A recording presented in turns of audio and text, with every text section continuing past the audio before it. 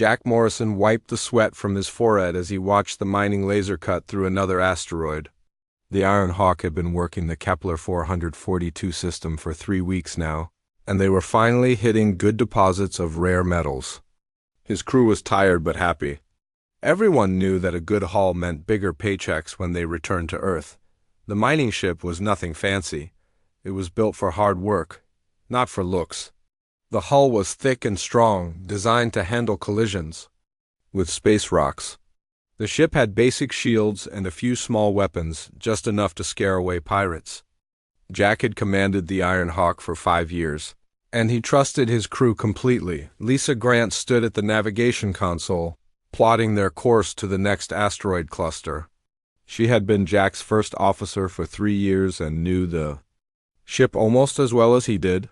Her blonde hair was pulled back in a practical ponytail, and her blue eyes stayed focused on the scanner readings. She was the kind of person who never missed a detail. Carlos Rivera was down in the engine room, keeping the mining equipment running smoothly. The big man from Texas could fix anything with moving parts. He had joined the crew 2 years ago after his previous ship was destroyed in a pirate attack. Carlos never talked much about that day, but Jack knew it had been bad. Danny Brooks sat at the communications station, monitoring space traffic and keeping in contact with other mining ships in the area. The young man from California was always cheerful, even during long shifts. He had a gift for languages and could speak with traders from 6 different human colonies. Amy Stone worked in the medical bay, treating the usual collection of cuts and bruises that came with mining work. The doctor from New York had given up a comfortable hospital job to work in space. She said she wanted adventure, and she had certainly found it aboard the Iron Hawk. The crew had been together for almost 2 years now, and they worked like a well-oiled machine. They knew each other's habits and could predict what each person would do in any situation. Jack was proud of his team. They were good people who worked hard and looked out for each other. The asteroid field around them was beautiful in its own way. Chunks of rock and metal drifted silently through space, some as small as pebbles, others as large as buildings. The Iron Hawk moved carefully between them, using its mining lasers to break apart the valuable ones. It was dangerous work, but it paid well. Jack was reviewing the day's mining reports when Danny's voice crackled over the intercom. The young man sounded worried, which was unusual for him. Danny was normally calm and cheerful, even when dealing with difficult situations. "Captain, I'm picking up some strange readings on the long-range scanners," Danny said. "Looks like 6 large ships moving toward our position. They're not showing up on any of our identification systems." Jack felt a cold knot form in his stomach. Unknown ships in this part of space usually meant trouble. Pirates sometimes traveled in groups, but 6 ships was more than anyone had seen in this area before. He walked over to Danny's station and looked at the scanner display. The ships were definitely moving toward them, and they were big. Much bigger than any pirate vessel Jack had ever seen. The scanner showed they were still several million kilometers away, but they were closing fast. Too fast for normal space travel. "Lisa, get me a course to the nearest jump point," Jack ordered. "Carlos, I need maximum power to the engines. Amy, secure the medical bay for emergency maneuvers." The crew moved quickly, each person knowing exactly what to do. They had practiced emergency procedures many times, but this was the first time they might need to use them for real. The Iron Hawk began to turn away from the asteroid field, preparing to make a run for safety. That was when the 6 ships revealed themselves. They had been using some kind of cloaking technology, and now they appeared on the scanners like ghosts materializing from nothing. Jack had never seen ships like these before. They were sleek and organic-looking, as if they had been grown rather than built. The lead ship was enormous, easily 3 times the size of the Iron Hawk. Its hull was dark and smooth, with strange patterns that seemed to shift and move in the light. The other 5 ships were smaller, but still much larger than any human vessel Jack had ever seen. They moved in perfect formation like a school of deadly fish. "Captain," Danny's voice was tight with fear, "they're trying to communicate with us." The signal is coming through on multiple frequencies at once. Jack nodded grimly. Put it on the main screen. The view screen flickered, then showed the interior of the alien ship. The being that appeared was unlike anything in human records. It was tall and thin, with gray skin that seemed to shimmer in the light. Its eyes were large and black, and it had no visible nose or mouth. When it spoke, the words seemed to come from everywhere at once. "Human vessel," the alien said, its voice cold and emotionless. "You are trespassing in territory claimed by the Zephyrian Empire. Your species has been evaluated and found suitable for integration into our labor force. Surrender immediately, and your deaths will be quick." Jack felt his blood run cold. He had heard stories about the Zephyrian Empire from other spacers, but most people thought they were just myths. According to the stories, the Zephyrians had been conquering star systems for thousands of years, enslaving entire species and using them as workers in their vast empire. "Lisa, how long until we reach the jump point?" Jack asked quietly. 15 minutes at current speed," she replied. "But Captain, those ships are moving much faster than us. They'll intercept us in 8 minutes. Jack looked around at his crew. They were all staring at him, waiting for orders. These were good people who trusted him to get them home safely. He had never felt the weight of command more heavily than at this moment. The alien spoke again.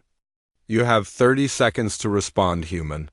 Surrender now, or we will destroy your ship and take what remains of your crew." Jack had heard the stories about what happened to species that surrendered to the Zephyrians. They were turned into slaves, working in mines and factories until they died. Their children were taken away and raised as servants. Their entire culture was erased as if they had never existed. He thought about his crew, about the good times they had shared and the dangers they had faced together.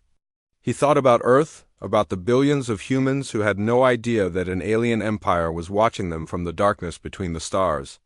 "Danny, open a channel to the alien ship," Jack said finally. The young man's fingers flew over his. "Controls, channel open, Captain." Jack looked directly at the alien on the screen. "This is Captain Jack Morrison of the human vessel Iron Hawk. I have a message for you and your empire."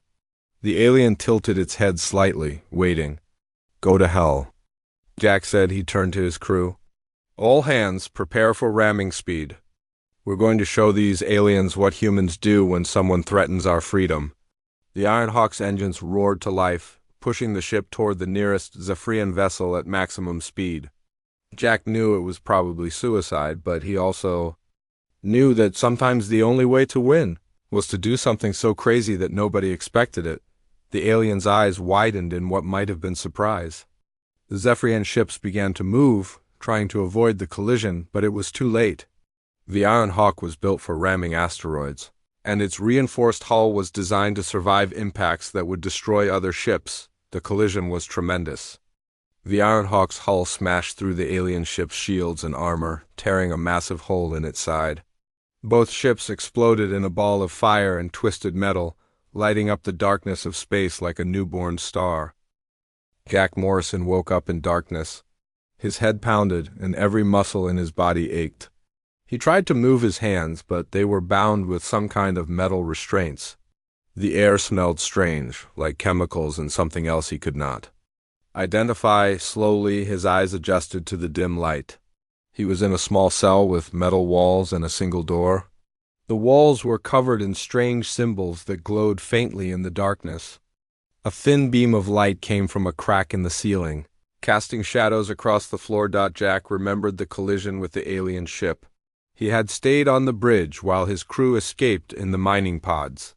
The last thing he remembered was the explosion and the feeling of being thrown through the air. Somehow he had survived, and now he was a prisoner of the Zephyrian Empire. He heard voices from the cell next to his. They were speaking in English, which gave him hope. Jack crawled closer to the wall and pressed his ear against the metal. "The guards change shifts every 6 hours, a man's voice said. "They always come in pairs and they carry those energy weapons. I've been watching them for 3 weeks now." "What about the other prisoners?" a woman's voice asked. "How many humans are on this ship?" "Maybe 20 or 30, the first voice replied. They keep us separated most of the time. I only see the others when they take us to work in the factories. Jack tapped quietly on the wall. The voices stopped immediately. Hello? The woman's voice called softly. Is someone there? My name is Jack Morrison, he whispered. I just got here. Can you tell me where we are? There was a moment of silence. Then the man spoke again. You're on the Velcara, a Zephyrian prison ship.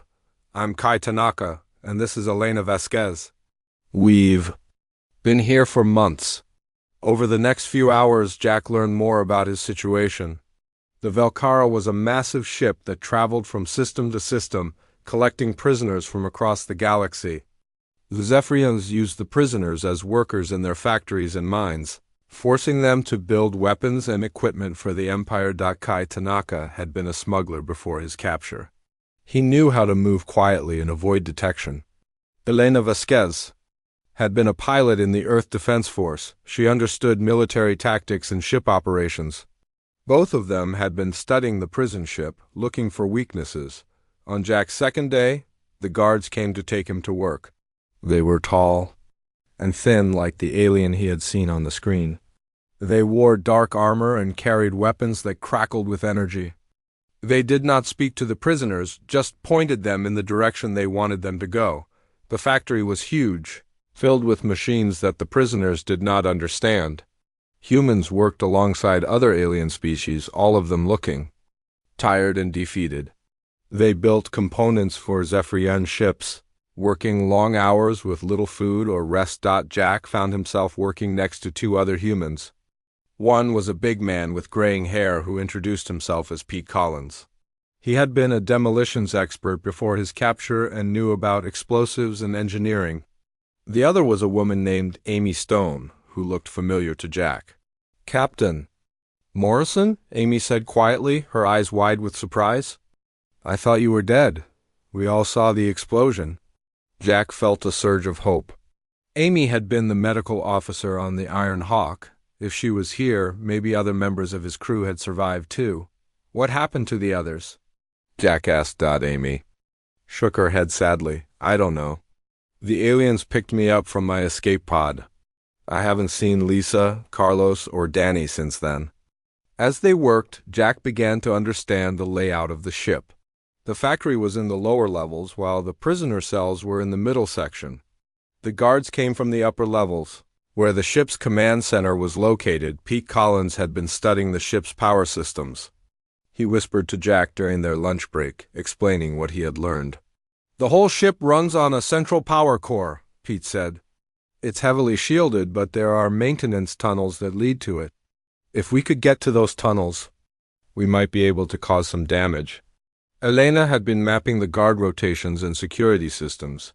She had noticed that the guards were creatures of habit, following the same patterns every day.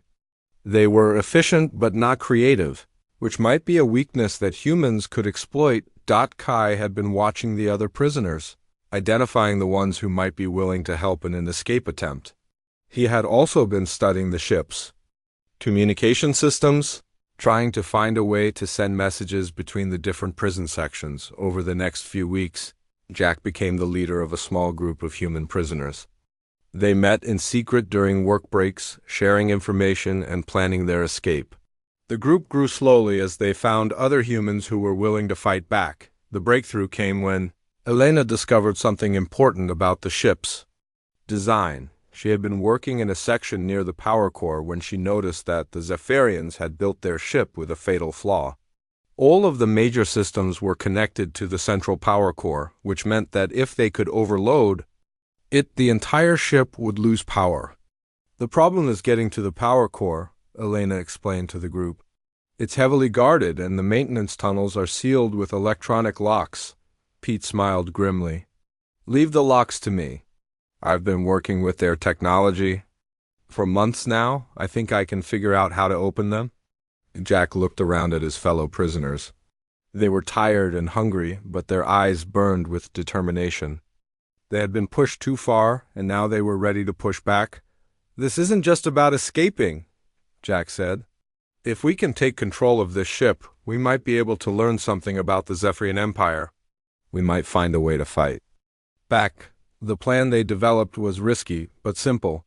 During the next shift change, they would overpower the guards in their section and make their way to the power core. Pete would disable the electronic locks, while Elena would overload the power systems. Kai would coordinate the other prisoners, and Amy would treat any injuries. They spent days preparing for the escape attempt. They made weapons from factory tools and studied the guard patterns until they knew them by heart.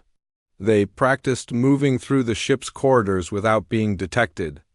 Most importantly, they prepared themselves mentally for what might be their only chance at freedom. The night of the escape, Jack lay in his cell and thought about his crew. He wondered if Lisa, Carlos, and Danny were alive somewhere. He thought about Earth and the billions of humans who had no idea that an alien empire was hunting them. He thought about the responsibility he felt to warn humanity about the threat they faced. When the guards came to collect the prisoners for the night shift, Jack was ready. He gave the signal, and the human prisoners attacked with a fury that surprised their captors. The Zephyrians were skilled fighters, but they were not prepared for the desperate courage of people who had nothing left to lose. The battle for the Velcara had begun, and Jack Morrison was determined to win. He had lost one ship to the Zephyrians, but he would not lose another. This time, he would be the one taking prisoners. As alarms began to sound throughout the ship, Jack smiled grimly. The Zephyrians were about to learn what happened when they tried to cage a human being. They were about to discover that sometimes the prey could become the predator. The alarms screamed through the corridors of the Velcara as Jack Morrison and his fellow prisoners fought their way toward the power core. The Zephyrian guards had been caught completely off guard by the sudden attack. They were trained to handle ship-to-ship combat, but fighting in narrow corridors against desperate humans was something entirely different. P. Collins had managed to disable the electronic locks on the maintenance tunnels, just as he had promised. The big man worked quickly. With tools he had stolen from the factory, his years of experience with explosives helping him understand the alien technology. Sparks flew as he bypassed the security systems one by one. Elena Vasquez led a group of prisoners through the ship's corridors, using her military training to outmaneuver the guards. The Zephyrians moved in predictable patterns, following their standard procedures even in an emergency. Elena had studied those procedures for months, and now she used that knowledge against them. Kai Tanaka coordinated the other prisoners, making sure everyone knew their role in the plan. He moved through the ship like a ghost, avoiding the guards, and helping wounded prisoners reach safety. His smuggling background had taught him how to stay invisible. Even in the most dangerous situations, Amy Stone set up a medical station in one of the captured sections, treating the wounded from both sides. She had taken an oath to help all patients, even enemy soldiers. Some of the other prisoners questioned her decision to treat Zephyrian guards, but Amy insisted that her medical ethics did not change just because they were at war. Jack himself fought his way toward the ship's command center, leading a group of the strongest prisoners. They had improvised weapons made from factory tools and broken equipment. The Zephyrians had energy weapons and armor, but the humans fought with a fury that seemed to unnerve their captors. The battle lasted for hours. The Zephyrians had superior technology, but the humans had something the aliens did not expect: the ability to adapt and improvise. When their makeshift weapons broke, they found new ones. When their plans failed, they created new strategies on the spot, slowly, section by section. The humans gained control of the ship. The Zephyrians retreated to their command center, but even that fell when Elena found a way to overload the power systems in that section. The ship's artificial gravity failed, and the humans used their experience with zero-gravity mining to their advantage. When the fighting finally ended, Jack stood in the Velcara's command center, looking out at the stars through the main view screen. His clothes were torn and bloody, and he was exhausted, but they had won. The prison ship was now under human control. The first thing Jack did was check on his crew. Amy was treating wounded prisoners in the medical bay, but she was alive and unharmed. They had not found Lisa, Carlos, or Danny yet, but Jack refused to give up hope that they were alive somewhere. The next priority was learning how to operate the ship. Elena had some understanding of spacecraft systems, but Zephyrian technology was completely different from human equipment.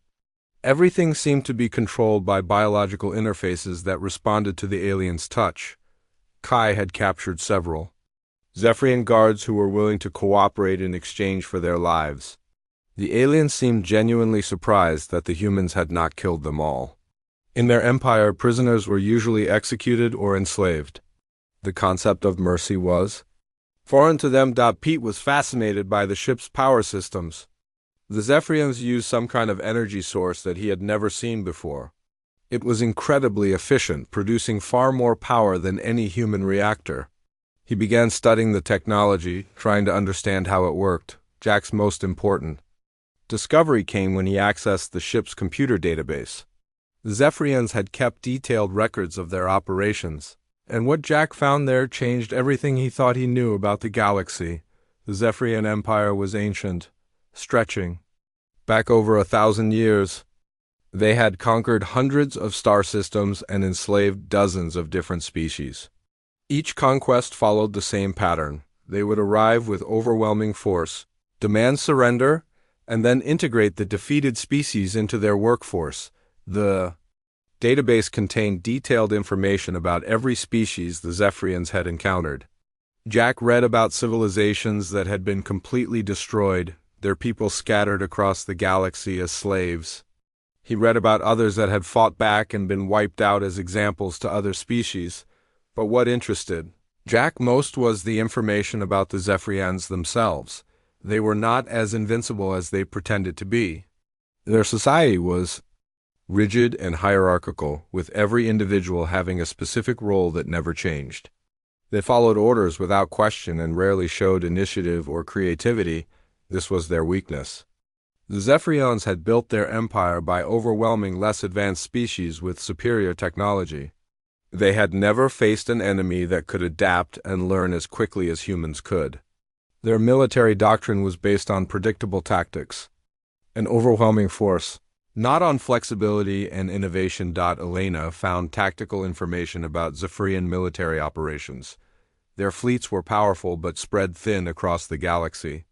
They relied on fear and reputation as much as actual military strength. Many species surrendered without fighting because they believed resistance was hopeless. Pete discovered that Zephyrian technology was actually quite fragile in some ways. Their weapons and ships were incredibly advanced, but they were also complex and difficult to repair. The aliens had built their empire on the assumption that their technology would always be superior to that of their enemies. Jack realized that humanity had advantages the Zephyrians did not expect. Humans were adaptable and creative, able to find new solutions to old problems. They could work together despite their differences, while the Zephyrians seemed to struggle with anything that did not fit their rigid social structure. The more Jack learned about the Zephyrian Empire, the more he understood that this was not just about revenge for his destroyed ship. The aliens were a threat to all free species in the galaxy. They would not stop with humanity. They would continue conquering and enslaving until there was nothing left but their empire. Over the following weeks, Jack and his crew worked to understand their captured ship. They learned to operate the navigation systems, the weapons, and the communication equipment. They studied Zephyrian military codes and fleet movements. Most importantly, they began to develop new tactics that combined human creativity with alien technology. The Velkara was transformed from a prison ship into something entirely new. Jack's crew modified the weapon systems, adding manual controls and redundant systems that could not be easily disabled. They created new defensive strategies that took advantage of human unpredictability. Jack knew that one ship, even a powerful one, could not defeat the entire Zephyrian Empire. But one ship could be the beginning of something larger. They could rescue other prisoners, gather intelligence, and slowly build a resistance movement. The first step was to contact other human settlements and warn them about the Zephyrian threat. Most humans had no idea that an alien empire was expanding toward their territory. They needed to be prepared for what was coming. Jack stood in the command center of his captured ship, looking out at the stars. Somewhere out there, The Zephyrian Empire continued its expansion, enslaving innocent species and destroying entire civilizations. But now they had an enemy they had never faced before, humans who refused to surrender. The Iron Hawk had been destroyed. But its mission would continue. Jack Morrison and his crew would take the fight to the Zephyrians, using their own ship and technology against them. The aliens had made a terrible mistake when they captured Jack Morrison. They had created their own worst nightmare. The war for galactic freedom had begun, and Jack Morrison intended to win it. 3 months had passed since Jack Morrison captured the Valkyra. The ship no longer looked like a Zephyrian prison vessel. Pete Collins and his engineering team had modified almost every system on board. The hull was reinforced with salvaged metal from destroyed enemy ships. The weapons had been upgraded with human innovations that made them unpredictable and deadly. Jack stood in the command center, studying reports from across the galaxy. His crew had grown far beyond the original prisoners. Every successful mission brought new people who wanted to fight back against the Zephyrian Empire. The ship now carried over 200 humans and aliens from a dozen different species. Elena Vasquez had become Jack's chief tactical officer. She stood beside him, pointing to locations on the star map where Zephyrian forces were gathering. Her blonde hair was shorter now, cut in a practical military style, and her blue eyes had the hard look of someone who had seen too much combat. Intelligence reports show 3 Zephyrian supply convoys moving through the Tau Ceti system, Elena said.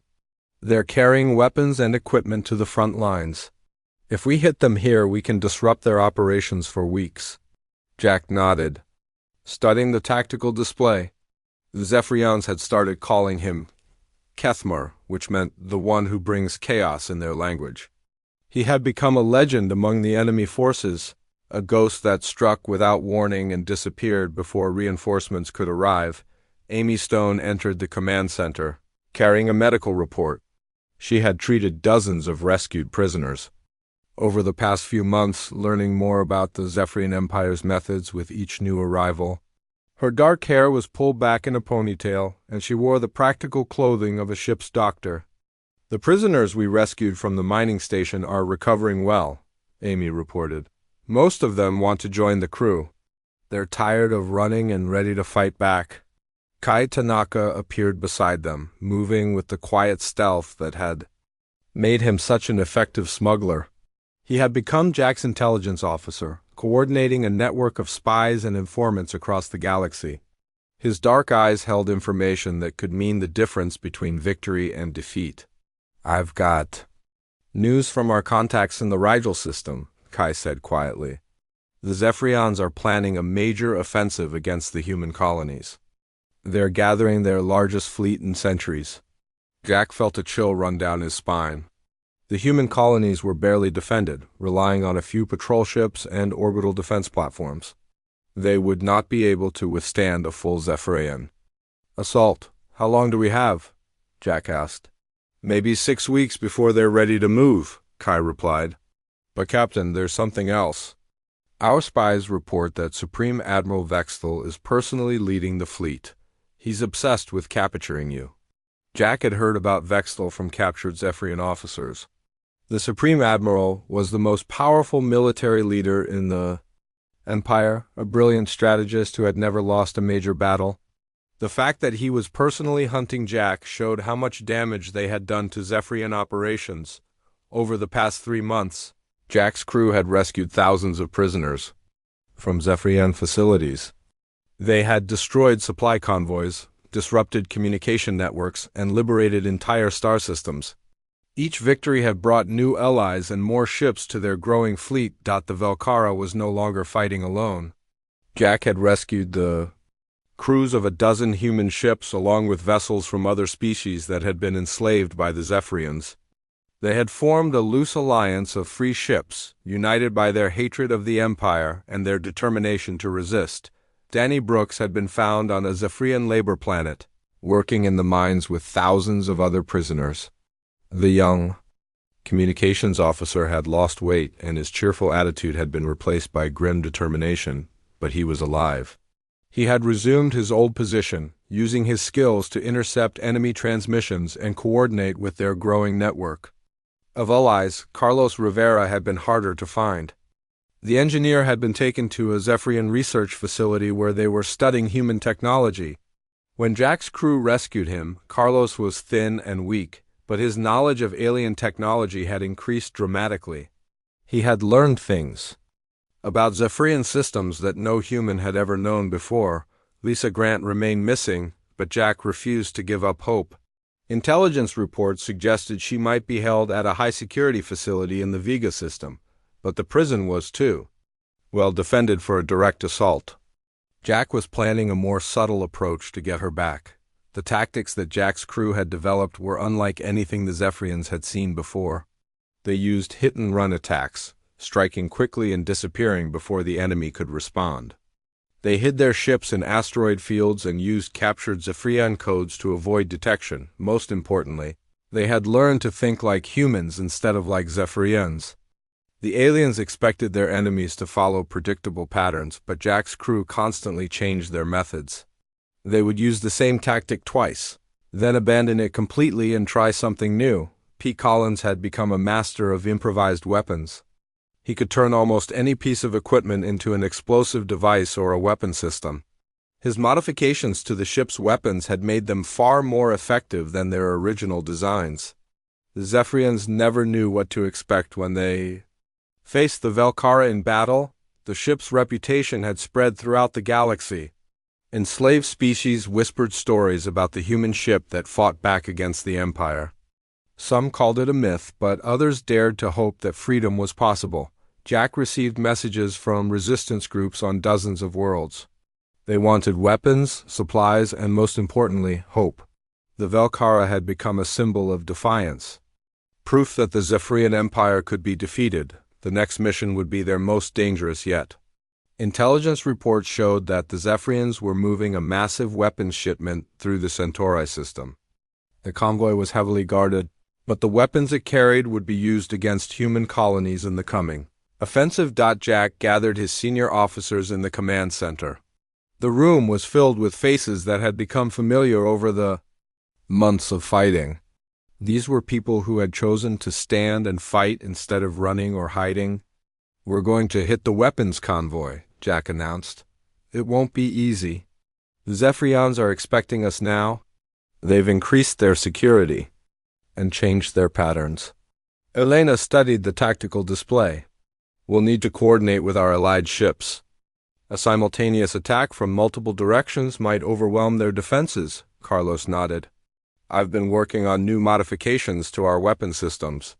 We should be able to punch through their shields, but we'll need to get close." Amy looked worried. The casualties could be heavy. "We're not just fighting for ourselves anymore.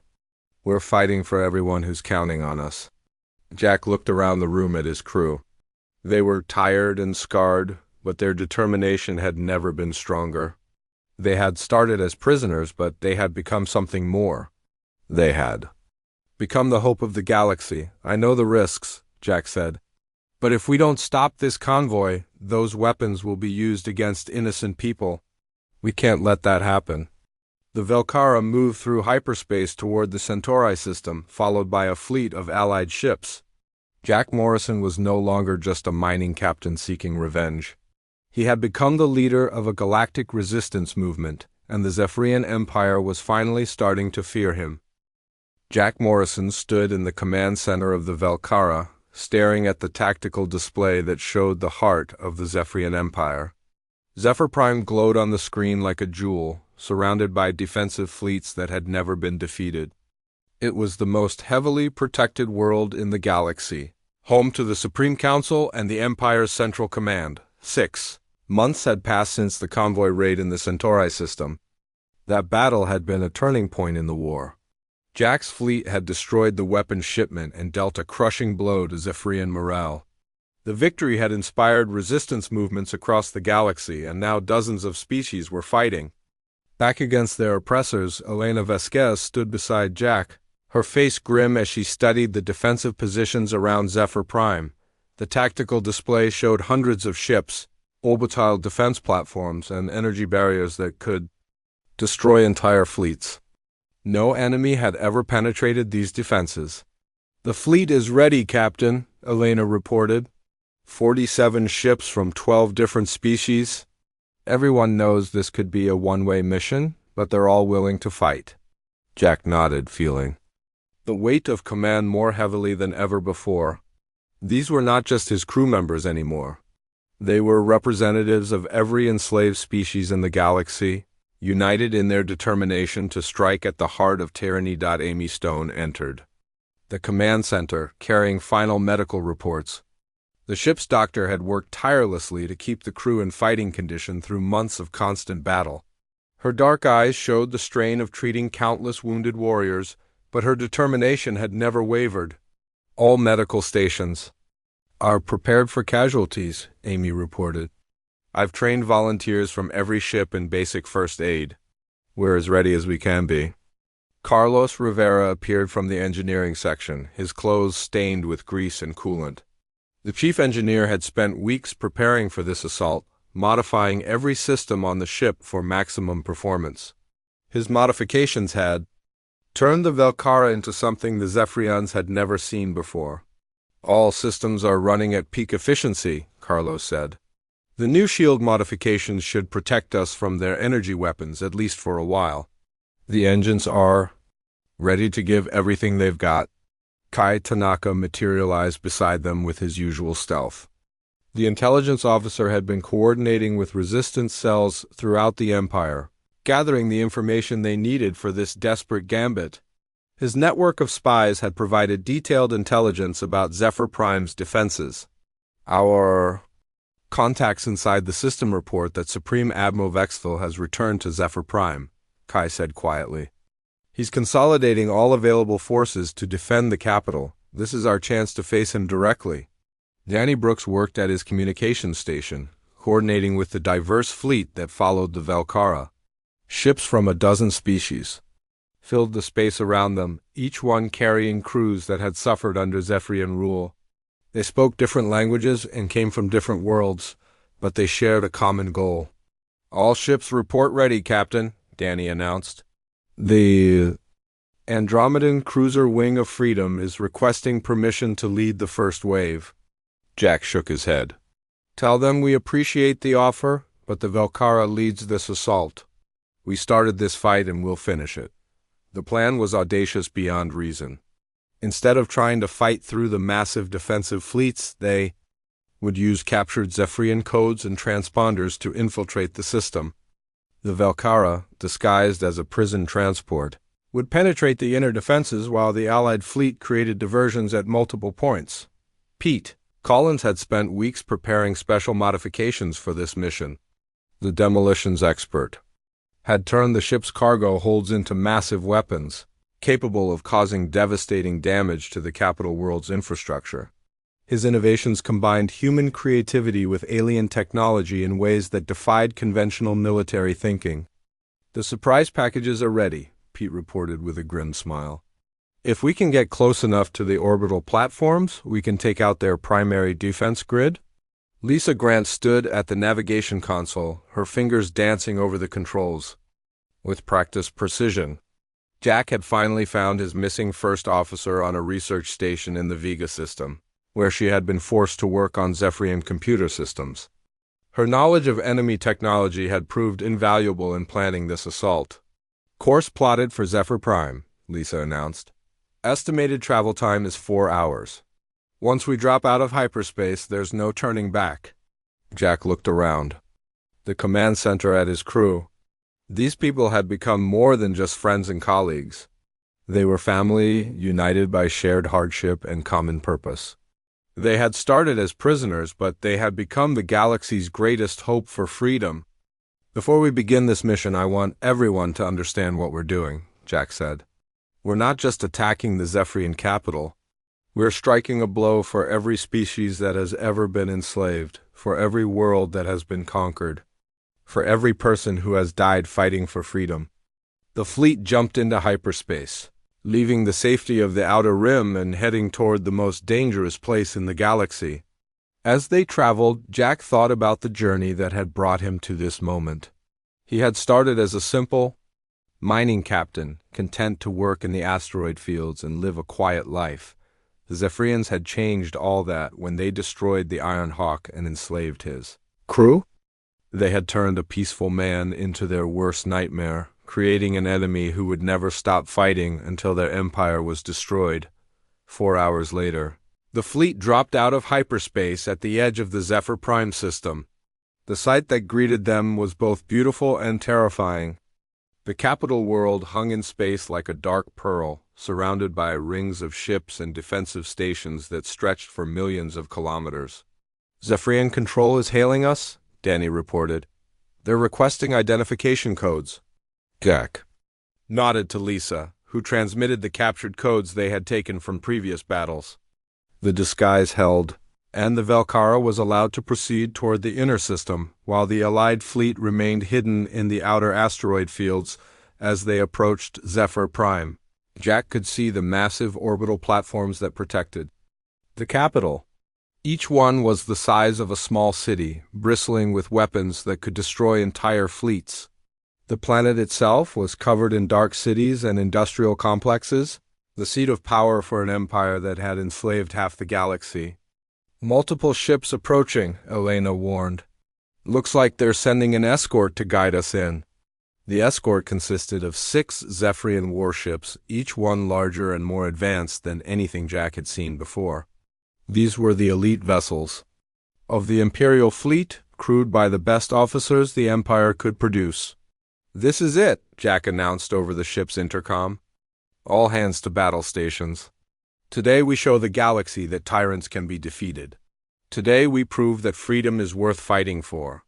The Velkara continued toward Zephyr Prime, carrying the hopes and dreams of countless enslaved beings.